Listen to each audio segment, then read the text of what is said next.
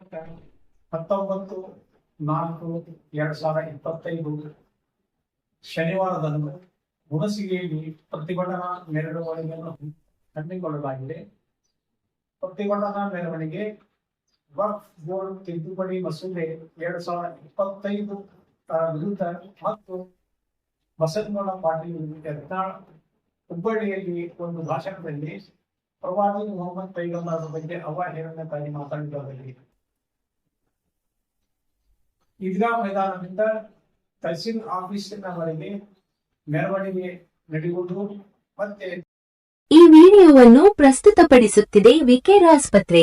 Doctor Mohsin Al Haji MBBS MS general surgeon, ಸಂಸ್ಥಾಪಕರು Vcare ಆಸ್ಪತ್ರೆ ಶಾಹಾಪುರ. ವಿಕೇರ್ ಆಸ್ಪತ್ರೆಯ ಪ್ರಮುಖ ಸೌಲಭ್ಯಗಳು: ಆಪರೇಷನ್ ಥಿಯೇಟರ್, ಶಸ್ತ್ರಚಿಕಿತ್ಸೆಗಾಗಿ ಪೂರ್ಣವಾಗಿ ಸಜ್ಜುಗೊಂಡ ವ್ಯವಸ್ಥೆ, 24/7 ಎಮರ್ಜೆನ್ಸಿ ಚಿಕಿತ್ಸೆ, ಯಾವಾಗಲೂ ಲಭ್ಯವಿರುವ ತುರ್ತು ವೈದ್ಯಕೀಯ ಸೇವೆಗಳು. ವಿಳಾಸ: ಮೈಸೂರು ಮೆಡಿಕಲ್ ಕಾಂಪ್ಲೆಕ್ಸ್, ಹೊಸ ಬಸ್ ನಿಲ್ದಾಣದ ಬಳಿ, ಅಂಜುಮನ್ ಶಾಲೆಯ ಪಕ್ಕದಲ್ಲಿ, ಶಾಹಾಪುರ.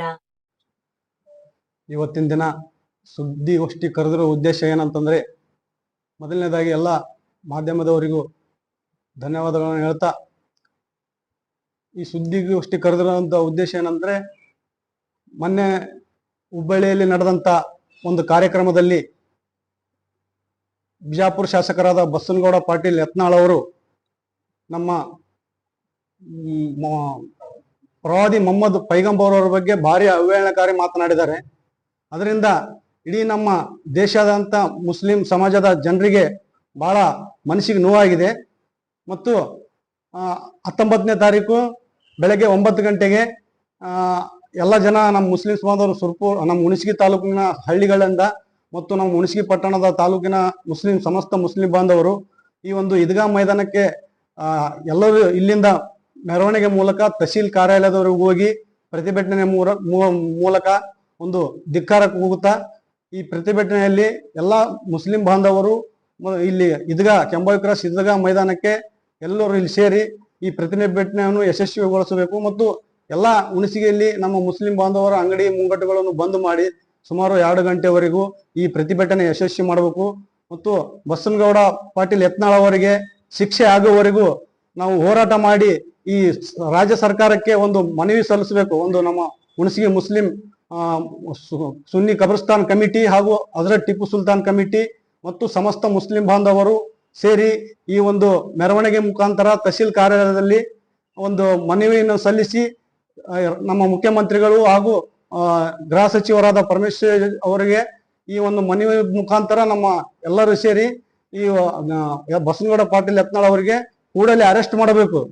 ಅರೆಸ್ಟ್ ಮಾಡದಿದ್ದರೆ ಮುಂದಿನ ದಿನಗಳಲ್ಲಿ ಇನ್ನೂ ನಮ್ಮ ಹೋರಾಟ ಬಹಳ ಉಗ್ರವಾದ ಸ್ವರೂಪದಲ್ಲಿ ಹೋಗುತ್ತದೆ.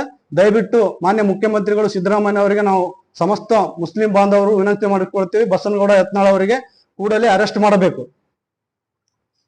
ಇದು ಸಂಭವಿಸಿರುವುದಿಲ್ಲ. ಅದಕ್ಕಾಗಿ ಇನ್ನೂ ಅನೇಕ ಅಂಶಗಳನ್ನ ಈ ತಿದ್ದುಪಡಿಯಲ್ಲಿ ವಕ್ಫ್ ಆಸ್ತಿಗೆ ಮಾರಕವಾಗಿರುತ್ತದೆ. ಅದಕ್ಕಾಗಿ ಇದನ್ನು ಸಮಸ್ತ ಮುಸ್ಲಿಂ ಬಾಂಧವರು, ಹುಣಸಗಿ ತಾಲೂಕಿನ ಮುಸ್ಲಿಂ ಬಾಂಧವರು ಇದರಲ್ಲಿ ಭಾಗವಹಿಸಿ ಈ ಮೆರವಣಿಗೆಯನ್ನು ಯಶಸ್ವಿ ಮಾಡಬೇಕಂತ ವಿನಂತಿ. ಈ ಪ್ರತಿಭಟನೆಯಲ್ಲಿ ಅಂದಾಜು 8 ಈ ಪ್ರತಿಭಟನೆಯಲ್ಲಿ ಅಂದಾಜು 800ರಿಂದ 1000 ಜನರು ಸೇರುವ ಸಾಧ್ಯತೆ ಇರುತ್ತದೆ.